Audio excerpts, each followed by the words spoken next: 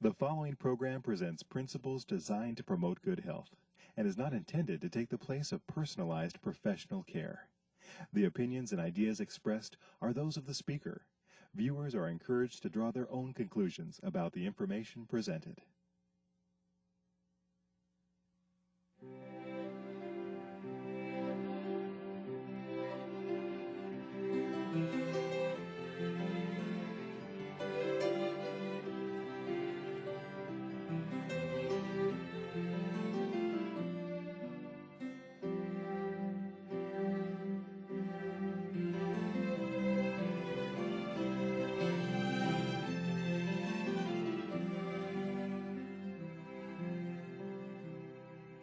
Hello and welcome to Health for a Lifetime. I'm your host, Don McIntosh. We're glad that you're with us today, and we're also glad to have a special guest, Vicki Griffin, with us. Vicki is the leader of the Michigan Conference's Department of Health. I guess that's the way you put that. The health department of this conference in Michigan, spanning, how many members are there in Michigan now? 24,000. 24,000. And you also, Lifestyle Matters is kind of your niche. You're the director of that. You have a staff that works with you, and you produce materials to equip local churches. And then it goes outside the, this particular faith community. You've said you've done lectures at various conferences, both for medical schools and also Michigan State University. But you were talking with me about bariatric surgery conferences. What's that all about? Yes. Well, as you may know, bariatric surgery involves the gastric bypasses, the lap bands. There are different types of surgical interventions to help to control appetite and help the morbidly obese lose weight. And so I've been able to be a part of some of those symposiums in terms of approaching nutrition from the satiety factor, how to cut and curb cravings, how this can be implemented before bariatrics happens. And this is kind of related to what we're going to talk about today, which is fiber. That's right. Your fabulous forgotten friend, fiber. And you are excited about fiber. I've never seen you get more excited than, but fiber, what exactly is fiber, and why should we be excited about it? Well, fiber-enriched foods have become the rage. It's become kind of a buzzword, and some people think that fiber is just cellulose, but in reality, fiber is vital to good health. It's not found in animal products. It's a constituent of plant foods only, and it's been defined as non-digestible carbohydrates and those are things that just move through. They're intact and intrinsic in plants, yes, and they're in two types. There are two major categories of fiber: the soluble and the insoluble fibers. So what's the soluble like? Well, the soluble fiber is an amazing component of plant foods, and there are several types of soluble fiber. There are pectins and gums and beta-glucans, among other things. But in the pectins, you'll find apples and citrus, strawberries, legumes, and nuts. And in the soluble, so that's like the apple peel. Yes, and in the gum fibers, you find that category. You find oatmeal, barley, beans, and so there's an overlap of different types of fiber. Some people get confused with the term fiber. They think that the solubility means digestibility, but solubility actually refers to the water-holding capacity. So a soluble fiber has a water-holding capacity that keeps and holds the constituents of the food in the small intestine for a longer period of time, and that's why the soluble fibers have such very specific and amazing benefits in the diet. So they keep them there, and they can clean out everything as a result. So is that what you're saying, well, soluble fibers? There are a list of benefits of soluble fibers. Okay, yeah, let's look at those. What are the list of benefits from fiber, the fabulous fiber, our friend? Yes, and fiber is my good friend for many, many reasons. Okay, let's look at this list. We have delayed gastric emptying. In other words, I guess it slows it down, and that's better. That's right. It keeps the food there longer, so you have satiety, and it also enhances vitamin and mineral absorption as a result. Let's read this first list, and we'll talk about it a little bit. Lower cholesterol, binding of bile acids, improved insulin regulation, improved glycemic control, and pectins increase mineral absorption. So let's go back through that. You've talked about gastric emptying. It doesn't go so quickly. Lowers cholesterol. How does that work? Yes, well, you've seen the oatmeal commercials now that talk about the cholesterol lowering effect, and beans are the real winner when it comes to the gum fibers, the soluble fibers. Beans and oatmeal are two of our best friends when it comes to cholesterol lowering foods, because the soluble fiber binds to the bile acids, which part of the makeup of those bile acids is cholesterol, and it is then passed through the system instead of being reabsorbed. So why would we be interested in binding bile acids? Because it has a cholesterol lowering effect. Okay, and then and insulin you also have less gallbladder disease as well. Okay, insulin and glycemic control are kind of related, probably. It's a great thing. Our bodies want sugar, but it wants them slow. And so having better, slower release of the sugars into the system keeps a better balance. It helps the body to become more sensitive to insulin, so we're not overproducing insulin. And one of the things about the solubility of fiber that is a great thing is that the more unrefined the fiber food is, for instance, you can have instant oatmeal, or you can have quick oats, or you can have regular, or you can have oat groats, or the steel cut oats. Well, the difference in those grains is their water holding capacity, because the more finely milled they are, the more of the water or the fluid that they hold to, and the longer they stay in the system. So you have good, better, and best. The best is going to be the longer cooking grains. So, again, back to what I was asking about insulin and glycemic index. In other words, you're saying that because those are released slowly into the body, the insulin doesn't go up and down and all over the place. Right. And the sugar doesn't go up so fast, Good I guess. for the brain. It's good for mood. A study out of Cardiff University showed that just 10 days on a high-fiber diet, people had self-reported better mood and sense of well-being, as well as other health parameters that were improving. And then increased mineral absorption, I guess, because it's in there longer and it releases all those, or it absorbs all those, so they're not just moving through. Right, especially the pectins, the highly solubilized fibers. The food stays in the small intestine. That's the major site of absorption and digestion. And so it just has a great beneficial effect to have these great soluble fibers in the diet. Okay, soluble fiber is one thing, but now you say there's insoluble fiber. What is this, like a block of fiber, a big thing of straw, some hay? Well, insoluble fiber it includes cellulose, lignans, resistant starch, and some hemicelluloses, and you get those in your cabbage family and your wheat, and again, some beans and fruits and most of your grain products. Those types of fibers do not have the water holding capacity that the insoluble fibers do, so the soluble fibers actually increase transit time, and these insoluble fibers decrease transit time. So the food is going to move faster through the gut with the insoluble fibers, and that's a good thing as well. There's more of a sweeping action. Especially if you're eating bad foods, you want them to get out of there quickly. That's right. Okay. But there are some very specific benefits associated with the insoluble fibers. Well, we got to look at those. I mean, we're on a roll. Let's look at the benefits of insoluble fibers. Go ahead, get your pen and paper out. Here they are. Lower colon pH. All right, great. Lower risk of colon cancer, increased iron and calcium binding, decreased transit time, improved microflora colonization. I'm going to come back to that. Energy substrate for enterocytes. Let's come back to some of these things I don't understand. Why would I want to lower my colon pH? Because it just creates a healthier gut environment, and when you have the... I had a gut feeling that might be the case. What's so healthier about a lower pH? What's better about it is that then it creates an environment for better bacterial growth, better types of colonization, so you have an anti-proliferative effect, which means less likelihood to proliferate unhealthy cells, antibacterial, antiviral, and antifungal. So our food choices are going to have an amazing effect on inflammatory tendencies of the gut, as well as the types of infection and disease fighting capabilities of the colon. So in other words, I'm lowering the pH so these little bugs can't live there as long and be happy and prosper. That's right. That's what you're saying. Lower risk of colon cancer, because I guess it's just cleaning everything out, all those yes, little... and there has been some debate as to just how much of an effect there is with fiber foods and colon cancer, and there are some problems with the way that some of the studies are done. But when you look overall, the benefits are just amazing, and I strongly believe that there is a colon cancer fighting effect from high fiber foods, especially the some of the insoluble fibers. Well, you tell me that when you're giving this lecture to medical students, they just go bananas. I mean, well, they go fibrous. They do. They love it, and the reason that they love it is because all day long they're hearing lectures on maybe one specific function of a drug and then pages and pages and pages of contraindications.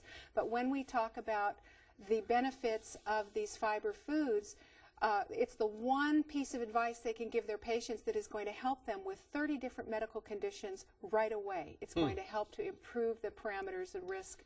So it's almost, you can recommend fiber for almost anything. Well, it's just it's an amazing component of our diet, and we need it for many, many reasons, not just for the mechanical effects of sweeping the colon and for lowering cholesterol and things of that nature, but there are also very, very profound regulatory effects for appetite control as well.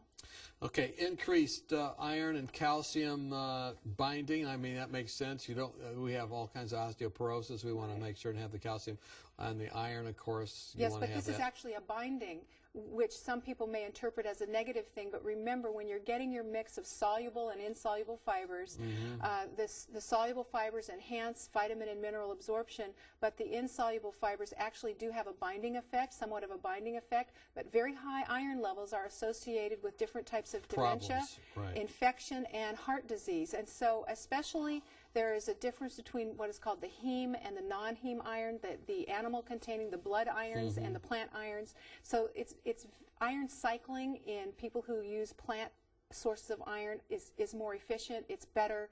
The binding that does take place if you have a good mixed diet does not lead to anemia, and the calcium binding can actually be a good thing because when you have appropriate ratios of nutrients, when you eat plant foods that have the right ratios of magnesium, calcium, boron, B vitamins, you're going to have maximal absorption, utilization, and retention. But when you have very high amounts of one constituent, such as calcium, to the exclusion of others, then you're at higher risk for osteoarthritis, thrombosis, magnesium loss, mineral loss, that kind of thing. And so the binding capacity of the insoluble fibers in a good mixed diet is not a problem.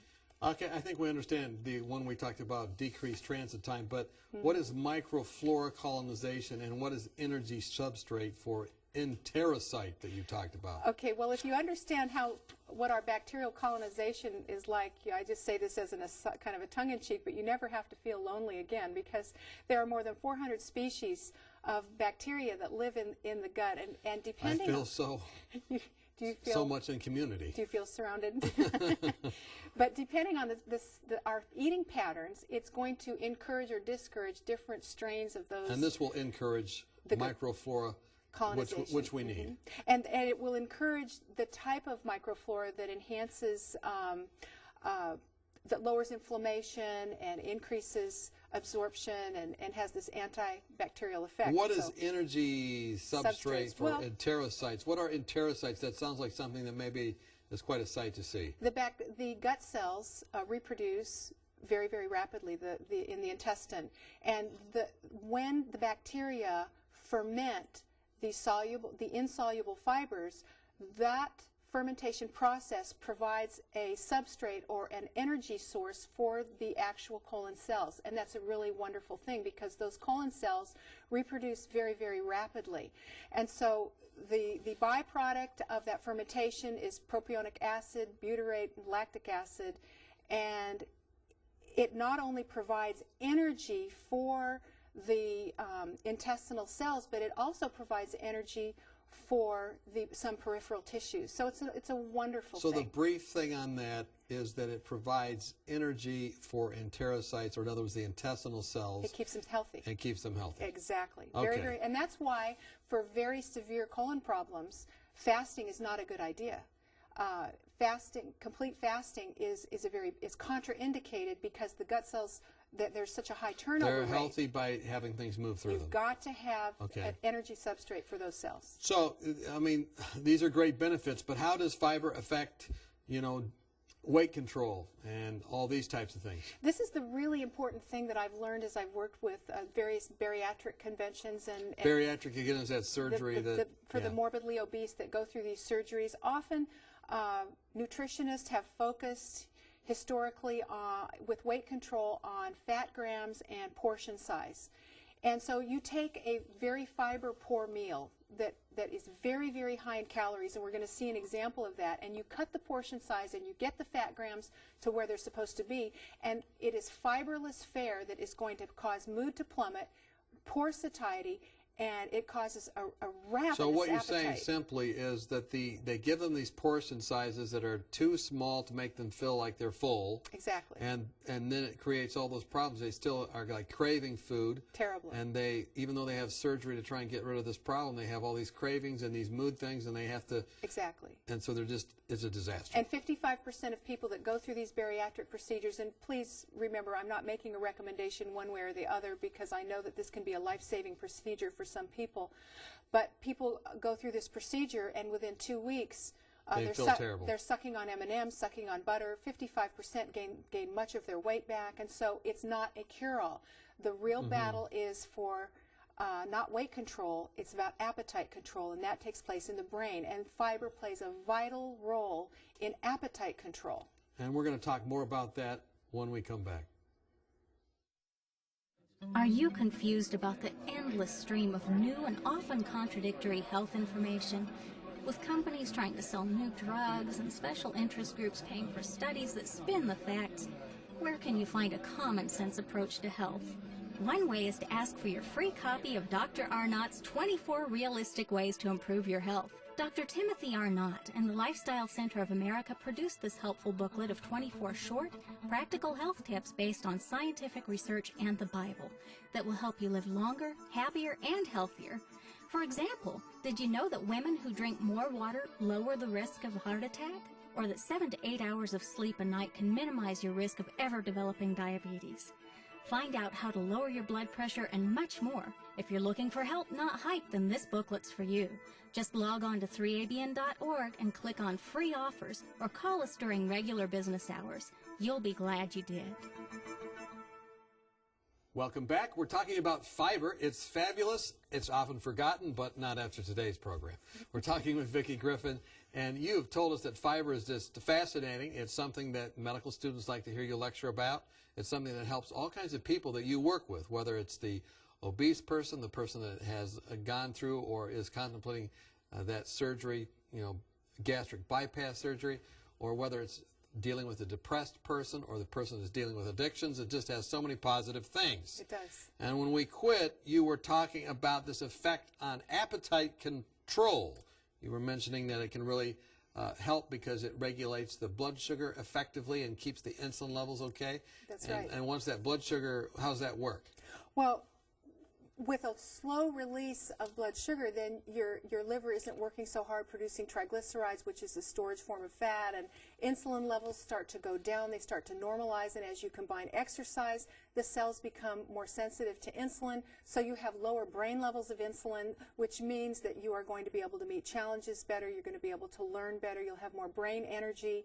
And you can say no to certain urges and whatnot. Appetite control is what we're talking about, right? This is a very, very important thing because we have short and long-term appetite control mechanisms. The short-term mechanisms include neuropeptides like neuropeptide Y and cholecystokinin, stretch receptors that just instantly sense fat content, volume, this type of thing. And so that it helps to regulate that area, but also the most important is the long-term regulatory appetite controls, the ghrelin, leptin, and insulin. And as the body becomes more sensitive to those substances, then the I am satisfied signal begins to work clearly. Okay, so in other words, you feel full and you don't have to have your appetites clamoring for something more. And it's very simply, you're just eating enough bulk, either soluble or insoluble, that makes you feel full, and that's simply put, it just resets everything. It does. It helps not only with gut. It's not just about the food sitting longer. It's also about some very, very powerful metabolic and endocrine changes that take place so that the chips are no longer clamoring for your attention. The sweets don't scream at you.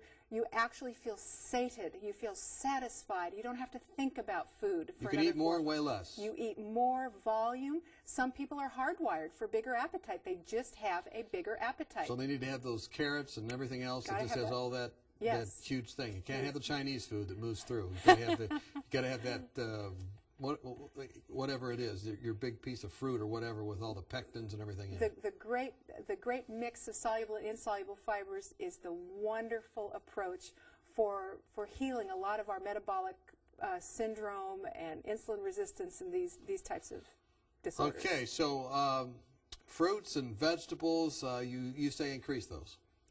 Absolutely, and these things also serve to displace those calorie-dense food. By the time that you're through eating a beautiful mixed green salad, lentil or a watermelon. Stew, yeah. Well, you know, I don't know how many. You could eat 1 5-ounce chocolate bar and get the same calories in 25 cups of popcorn. So you see, when you take the fiber out, there is quite a difference. So you can eat more and weigh less. It displaces unhealthy foods. You get more nutrition and more hydration. The cells of the body are actually better hydrated. And sometimes we get confused with hunger signaling, and we're actually dehydrated, not hungry. And we have to remember that dieting really is the enemy of weight loss. When people go on diets, even when they restrict lab rats of food, they will go for glucose syrup rather than healthy chow because they're self-medicating a bad mood. And so when you have the fiber-rich foods, you don't bottom out, and you don't get those surges of insulin. And insulin actually stimulates hunger. Because it's sitting in your guts long enough or moving through quick enough to make you just feel good and lean and mean. That's right. And so it's a benefit all the way around. And plus you're getting the wonderful antioxidants that help your mental engine to purr instead of ping, as we've mentioned in other programs. And you get all of the vitamins and minerals that are going to encourage healthy transmission, neurotransmission. And it's just simply eating foods as grown. It's just enjoying the wonderful variety, the colors, the flavors, the textures that are available out there as the main focus of your dietary pattern. Great. So what about other chronic diseases as they relate to fiber? Well, there is a statement that I'd like to preface all of this with from Nutrition Reviews. It says, clinical evidence shows that combining advice to increase fruit and vegetable consumption with caloric restriction is an effective strategy for weight management. This is important because it shows that a healthy diet pattern can result in significant weight loss without counting calories or fat grams. So you just eat fiber and it takes care of itself. Yes, and fiber not in the sense of empty calories. Some advertisers are putting fiber in beer, so we're not talking about some of these ridiculous products that are out there. High fiber beer. High fiber beer, you can, yes. You did not hear that on 3AB. No, we are not going to, we're not recommending that at all, right? But yes, we do have a list of amazing benefits, and this is what the medical students love. There's no pill out there that will effectively lower the risk and incidence and severity of so many chronic diseases. So plant-based benefits, they give less risk and incidence of obesity, hypertension, diabetes, temporal atrophy, hyperlipidemia, cognitive impairment. Let's go back to, let's go forward a little bit more here. Cardiovascular disease, cancer, osteoporosis, renal disease, dementia, inflammatory bowel, gallstones, rheumatoid arthritis. Right. Well, this is a huge list. These are great benefits. And it's only a partial list of the amazing What benefits. is temporal atrophy? Temporal atrophy is something that begins to occur with metabolic syndrome and obesity, where the ability of nerve impulses to filter through damaged blood vessels in the central portion of the brain to percolate to the temporal areas to stimulate higher cognitive function begins to deteriorate. So there's just a subtle atrophy or a lowering of ability in these areas of the brain. So these temporal lobes, that's where the atrophy goes. So a person that begins to experience that symptomology would be more labile. They'd have more emotional reactions, less ability to organize and plan, less able to focus Little on temporal goals. atrophy going on, but just fiber will help with that. The rich antioxidants that are in these fiber foods begin to sweep up those clusters of dead cells. The vessels begin to remodel around those little infarcts that can begin to occur that can later on, many years later, lead to dementia. So it begins to actually clean up like a superhighway cleanup so that the nerve impulses to percolate those higher centers of the brain can begin to occur. Exercise really helps that process as well. Okay, so plant based benefits. They lessen the risk and incidence of all those different things. But then you have another list. It improves other things. We want to look at what it improves. It improves weight management, weight control over time we see here. Also satiety, in other words, that feeling of fullness. And also nutrition and gut health. Hormone signaling, endocrine balance and stress response, mood, cognition, function, immune, and overall health. Yes, Wow. So these are not lessening the risk and incidence, but it's improving these things. You have improved management of all of these parameters, and it's an amazing thing that they're now beginning to discover that there's some wonderful benefits for mental function, metabolism, endocrine functioning, as well as just the basic weight loss that so many people are concerned with. So these are improved. Well, hormone signaling, what was that all about? Hormone signaling is what we talked about earlier, the appetite control signaling. Okay, like the leptin and all those different things. And insulin. And those are the long-term hormones that say, I'm hungry, go to the refrigerator right now. It kind of controls that. Yes. It actually, the I am satisfied signaling begins to work properly. You become more sensitive to satiety signals. And then the endocrine balance and stress response has to do with cortisol production, stress hormone production. And so the immune system is massaged and balanced with the stress system. So you get an overall improved parameter there as well. I want to look at two things. I want to look at what the average intake is for normal people and then what we should change it to. Good. We'll look quickly here. What is our average intake? A 10-gram a day intake is what we normally get because we're eating things like a breakfast sandwich, a coffee, orange juice, right. And for lunch, burger, fries, a soft drink, and a pie. So we don't get too much there, do we? No. Chicken, green beans, iceberg lettuce, and a roll with butter and coffee. We're not getting a lot of fiber in that, are we? And you almost have to take some little nibbles off the bag to even get 10 grams with a day like that. Now look at this. This is the positive one. Yes. Get your oatmeal, your 2 fruits, your 2 whole grain toast, your 1/8 cup of nuts, and that's a lot of grams of fiber there, 18. And then for your lunch, you get your black bean soup, your mixed green salad, and your bran muffin, 17 grams. And dinner, brown rice with tofu, veggie sticks and dip, and a sweet potato. I'm getting hungry. That sounds good to me, too. Yeah, so you have a list here of things that we can really do to increase fiber. Right. Like what do we do? Frequent the produce department. A lot of colors? Yes. One meal at a time. Start switching out. For the pie, have fresh peaches. For the white bread, have raw whole fruits, grain. veggies? Plenty of raw fruits and veggies, yes. Water? Plenty of water to juice the brain.